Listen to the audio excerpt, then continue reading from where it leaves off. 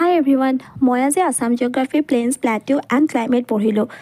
এতিয়া কথা হ'ল প্লেটিউ মানেনো কি? পাহাৰটো সকলোৱে চিনি পায়েই, কিন্তু প্লেটিউনো কি?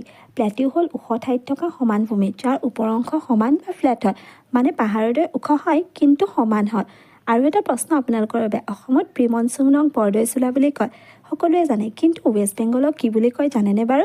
আৰু বৰদৈচিলাৰ আন এটা নাম কি বাৰু? আপোনালোকে যদি জানে জনাবচোন দেই। আজিৰ বাবে থেংক ইউ।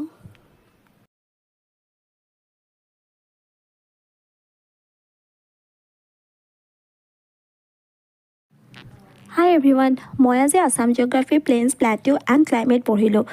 এতিয়া কথা হ'ল প্লেটিউ মানেনো কি? পাহাৰটো সকলোৱে চিনি পায়েই, কিন্তু প্লেটিউনো কি? প্লেটিউ হ'ল ওখ ঠাইত থকা সমান ভূমি, যাৰ ওপৰ অংশ সমান বা ফ্লেট হয়। মানে পাহাৰৰ দৰে ওখ হয়, কিন্তু সমান হয়। আৰু এটা প্ৰশ্ন আপোনালোকৰ বাবে, অসমত প্ৰি মনচুনক বৰদৈচিলা বুলি কয়, সকলোৱে জানে, কিন্তু ৱেষ্ট বেংগলক কি বুলি কয় জানেনে বাৰু? আৰু বৰদৈচিলাৰ আন এটা নাম কি বাৰু?